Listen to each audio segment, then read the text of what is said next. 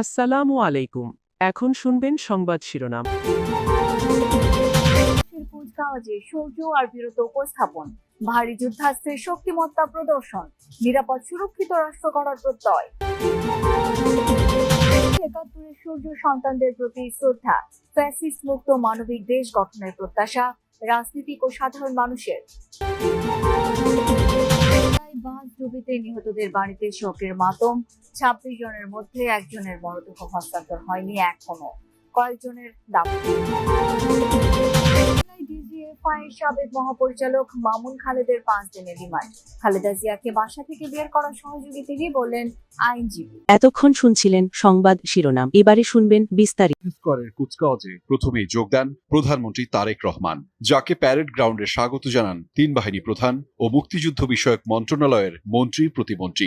এরপর ময়দানে আসা রাষ্ট্রপতি মোহাম্মদ শাহাবুদ্দিনকে স্বাগত জানান প্রধানমন্ত্রী। অশ্বারোহী হয়ে নেতৃত্ব দেন প্যারেড অধিনায়ক ৯ পদাতিক ডিভিশনের GOC major general S M. Asadul Haque. রাষ্ট্রপতির অনুমতি নিয়ে শুরু করেন কার্যক্রম। সশস্ত্র সালাম সহ অনুমতির পর রাষ্ট্রপতিকে নিয়ে কুচকাওয়াজ পরিদর্শন করেন অধিনায়ক। পরে রাষ্ট্রপতির অনুমতি নিয়ে প্যারেড অধিনায়ক শুরু করেন মার্চ পাস্ট। শুরুতেই দুটি খোলা ট্রাকে চড়ে অংশ নেন বীর মুক্তিযোদ্ধারা। রাষ্ট্রপতিকে সালাম দিয়ে মঞ্চ অতিক্রম করে কন্টিনজেন্টগুলো। সেনা, নৌ ও বিমান বাহিনী ছাড়াও coast guard, police, BGB, jail police, নারী কন্টিনজেন্ট সহ বিএনসিসির সদস্যরাও অংশ নেন মার্চ পাস্টে। তিন বাহিনী প্রধান, মন্ত্রিপরিষদের সদস্য সহ সরকারের ঊর্ধ্বতন কর্মকর্তারা ছাড়াও উপস্থিত ছিলেন বিভিন্ন দেশের রাষ্ট্রদূত আর দেশি বিদেশি অতিথিরা। কিন্তু ডগ স্কোয়াড আর অশ্বারোহী দলও দেখায় কৌশল। এছাড়া নীল আকাশ থেকে বাংলাদেশের পতাকা, তিন বাহিনীর পতাকা সহ বিভিন্ন বাহিনীর পতাকাবাহী প্যারাট্রুপার কন্টিনজেন্ট অবতরণ করে প্যারেড গ্রাউন্ডে। কুচকাওয়াজে পদাতিক বাহিনীর সঙ্গে যুক্ত হয় যান্ত্রিক বহরও। ভারী যুদ্ধাস্ত্র ও প্রযুক্তি সহ অন্যান্য বাহিনীর নানা সরঞ্জামও এই বহরে যুক্ত হয়। বিশেষ করে সেনাবাহিনী, নৌবাহিনী ও বিমান বাহিনীর বিভিন্ন বিভাগের সমরাস্ত্র ও প্রতিরোধ সক্ষমতা প্রদর্শিত হয় কুচকাওয়াজে। প্যারেড অধিনায়ক জানান, বাংলাদেশকে ভালো রাখার প্রত্যয় ছড়িয়ে দেয়াই ছিল আজকের বার্তা।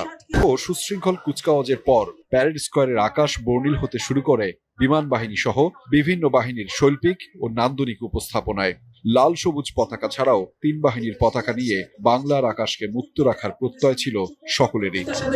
চোখ ধাঁধানো অ্যারোবেটিক শো ছিল অন্যতম আকর্ষণ। সুপারসনিক যুদ্ধ বিমান MiG-29 এর গর্জন জানান দেয় শক্তিমত্তার। ৫৫ বছর পেরিয়ে ৫৬ বছরে বাংলাদেশ, যাদের আত্মত্যাগের বিনিময়ে আজকের এই স্বাধীন বাংলাদেশ, সেই বীর সন্তানদের শ্রদ্ধা জানানোর দিন আজ। স্বাধীনতা দিবসের শুরুতে মহান মুক্তিযুদ্ধে আত্মোৎসর্গকারী সূর্য সন্তানদের শ্রদ্ধা জানাতে ভোর ৫টা ৫০ জাতীয় স্মৃতিসৌধে আসেন প্রধানমন্ত্রী তারেক রহমান। কিছুক্ষণ পরেই উপস্থিত হন রাষ্ট্রপতি মোহাম্মদ শাহাবুদ্দিন।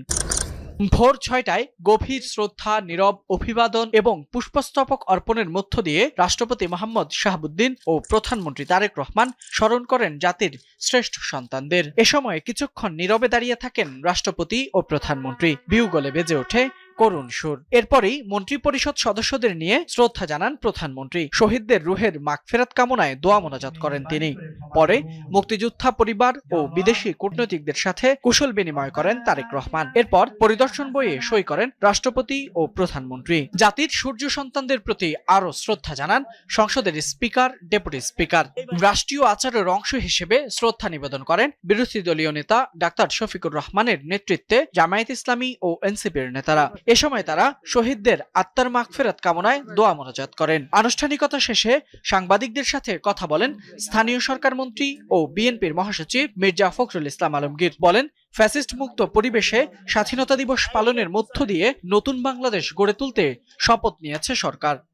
নতুন একটি বাংলাদেশ গড়ার, বাংলাদেশকে সত্যিকার অর্থেই এ সময় ঐক্যবদ্ধভাবে অহিংস, দুর্নীতিমুক্ত, বৈষম্যহীন মানবিক বাংলাদেশ গড়ে তুলতে সবাইকে নিয়ে কাজ করার প্রত্যয় ব্যক্ত করেন বিরোধী দলের নেতারা। জাতীয় স্মৃতিসৌধ সবার জন্য উন্মুক্ত হওয়ার পর দলে দলে ফুল নিয়ে শ্রদ্ধা জানান সাধারণ। বাঙালির হাজার বছরের ইতিহাসের সবচেয়ে বড় অর্জন মহান স্বাধীনতা, যার মধ্য দিয়ে বাংলাদেশ পেয়েছে একটি মানচিত্র, পেয়েছে একটি লাল সবুজের পতাকা।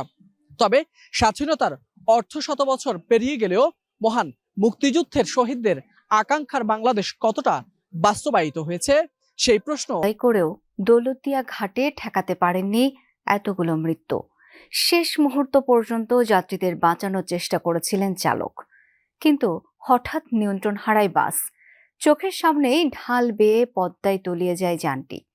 যাত্রীদের তো বাঁচাতেই পারেননি, শেষ রক্ষা হয়নি চালকেরও। সেই মর্মান্তিক দুর্ঘটনায় মিলেছে ২৬ জনের মরদেহ। স্বজনদের আহাজারিতে ভারী ঘাট এলাকা থেকে সৌহার্দ্য পরিবহনের বাসটিতে উঠেছিলেন কালাম। পন্টুনে বাসটি অনেকক্ষণ থেমে থাকায় কিছুক্ষণের জন্য নেমে দাঁড়ান তিনি। তখনই বাসটির হয় ব্রেক ফেল, ঢালু জায়গা পেরিয়ে উল্টে যায় নদীতে।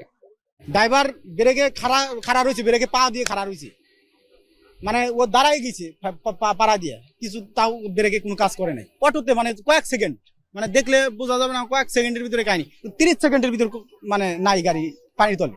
দুর্ঘটনার পরদিন সকালে উদ্ধার করা হয় বাসটির চালক আরমান খানের। দৌলদিয়া ঘাটের কাছেই ছিল উদ্ধারকারী জাহাজ হামজা। বুধবার রাতেই উদ্ধার করা হয় বাসটি।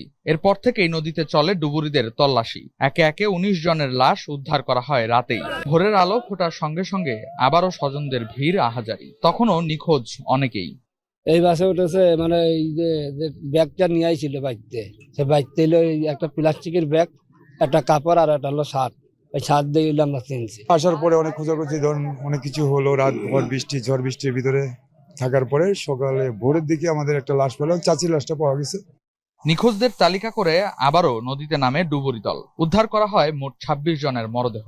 সাময়িকভাবে অভিযানের সমাপ্ত ঘোষণা করা হয়। তবে কোনো পরিবার নিখোঁজের দাবি করলে পুনরায় তল্লাশি চালানোর কথাও বলা হয়।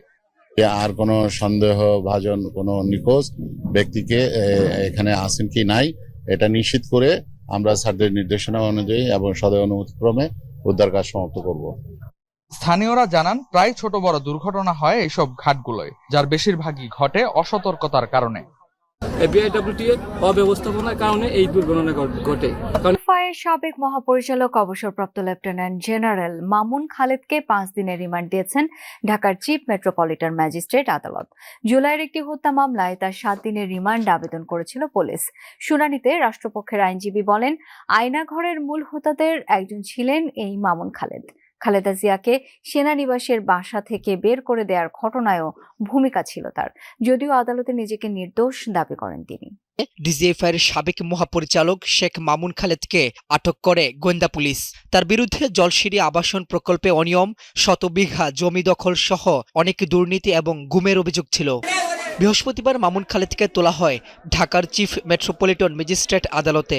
2024 সালের জুলাই আন্দোলনে মিরপুরে দেলোয়ার হোসেনকে হত্যায় নির্দেশদাতা হিসেবে তার 7 দিনের রিমান্ড আবেদন করে পুলিশ। শুনানিতে মামুন খালেদের বিরুদ্ধে 1-11-র সময় বিএনপির চেয়ারপারসন বেগম খালেদা জিয়াকে সেনানিবাসের বাসা থেকে উচ্ছেদের অভিযোগ আনেন রাষ্ট্রপক্ষের আইনজীবী। এছাড়া অভিযোগ করা হয়, আওয়ামী লীগের আমলে ডিজিএফআইয়ের ডিজি হিসেবে মামুন খালেদ আয়নাঘরে বন্দী করে বিরোধী রাজনীতিবিদ ও ব্যবসায়ীদের নির্যাতন করেছেন।